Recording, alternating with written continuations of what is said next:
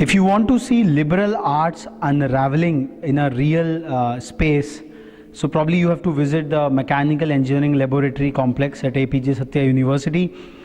You can see at my back the whole laboratory complex, and this complex is housing around 17 laboratories, have been told.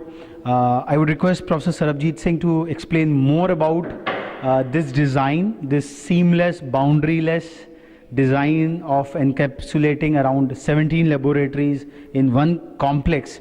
What has been the purpose and design behind? Sir.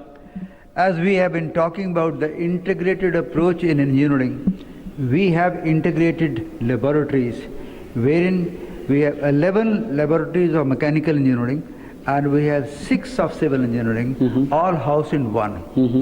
They are functionally deployed and redeployed, repositioned as per the curriculum. There is no fixed boundary and fixed location where the occupancy of the room or the equipment is much less. To have maximum utilization, equipment and the resources which is as per the curriculum in use, those are located in the middle and people have a more workspace, optimal use. Equipment which is not currently used in that particular semester is kept aside. We also have a facility of flexible cable drop-down facility from the roof that we have a bay running where the cable will be running and you can pull the cable down and have a connectivity. Since civil engineering and mechanical engineering have more than 5 labs which are common to them, like fluid mechanics, there, strength of material is there. They are already co-located. So when a student comes from one department, they could be doing a product or a project jointly. And as I mentioned earlier, we do not believe in lab measurements and validation of the known values or formulas. Is rather to develop and produce something new as a product, as a service, as a facility that can only be done if people work together on a joint feature. We have with us Brigadier Nambiar, who looks after this entire laboratory complex. Sir, what has been the experience of the students in functioning in such an open environment? The basic thing is right from the first year when the fresh student comes into either the mechanical engineering or the civil engineering departments, the foundations are best established in an environment like this, starting with strength of materials, workshop technology. The workshop is just behind this bay, where basic machines they are introduced to, and then here they start off with strength of materials, move on to heat transfer, and as they graduate from the first year to the second year, for the subjects like the fluid mechanics, fluid machines, IC engines, and then we have a refrigeration, air condition, all of them graduating in a step-by-step manner. So this open design helps them to decompartmentalize knowledge in their minds? It opens up avenues. When somebody is working on the ultimate test of the UTS here, he's also seeing the torsion testing next door. His inquisitiveness comes in. You know, he is thing to query, what is this all about? So it opens up. So he's able to link up his knowledge right from his first year to the final year. So by the time a boy in the first year itself, he visualizes what he has ahead of him. So he prepares himself accordingly, he gains knowledge.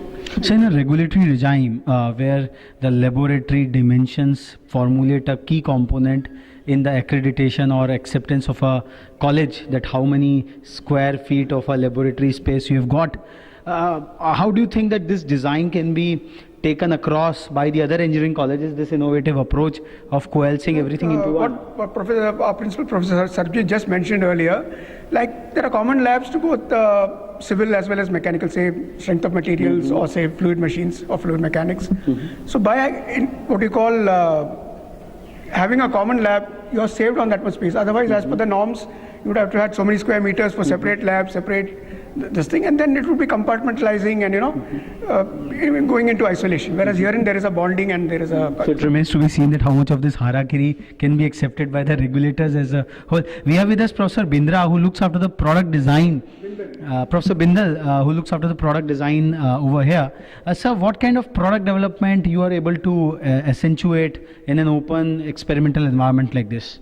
Steve, this is our mechanics lab here, and we first of all learn the basics of mechanics, how things work out, how the forces are acting in a machine element, and how those forces are generating the power transfers, and how the elements fail under different conditions, and what are the tensile stresses, compressive stresses, or torsion stresses, or how much power water flowing through a conduit will generate in a turbine, or how much heat will be dissipating in a heat transfer arrangement, and how that will affect the efficiency of an engine. So all these parameters which we learn in mechanics and applied experimental sciences, we can accommodate them and take that learning into the design of new products, a better products. We can simulate those results right on our computers, and then we can always iterate upon them again and again to optimize the performance of our product. So how close is this learning environment to a real working environment probably in the industry? How close is this? This is very, very close, because we are taking up an applied approach. What we are learning here, we are improving upon them in our CAD labs. We are designing new products. So that is the same thing which is happening in the industry. In conventional environment, students don't have the flexibility to do their own things. Here we promote them to do their own, experiments.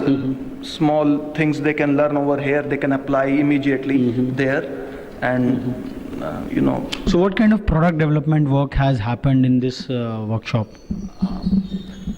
As it is, we have not been able to develop a complete, product, workable product.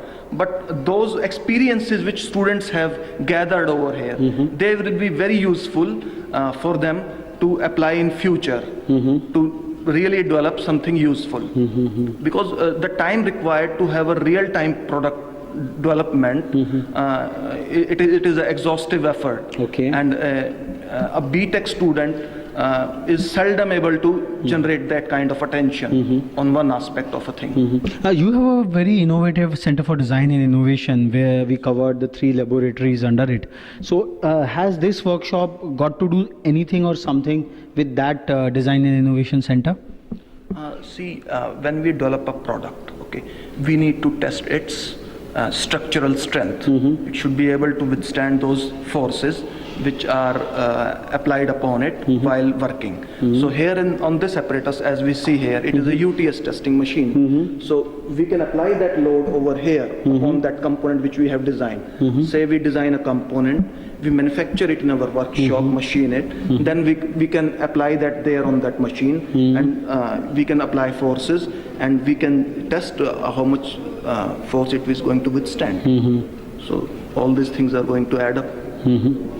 So here what we saw is a real innovative intervention by coalescing the 17 odd laboratories into one seamless structure which has better control, better management, and most importantly the organization of the laboratory equipment has been done thematically. And as Professor Brigadier Nambiar talked, that the knowledge compartments which we at times in our educative space gather gets diminished, and a seamless knowledge gets created in a student's framework, and the interlinking between the various years and semesters and courses, it happens on its own. So we really saw that a liberal arts approach in the real working as to how that approach has unraveled into the design of this fantastic workshop, which I think is a model which engineering colleges across the country should try to emulate, and the regulators at large should give some credence and some consideration to this integrationist approach, which reduces a lot of administrative hassles, a lot of capital investment, which at times is not so critical to make, and which really promotes learning to a great extent. We'll move on to the next destination in this campus walk of ours. Till then, stay tuned.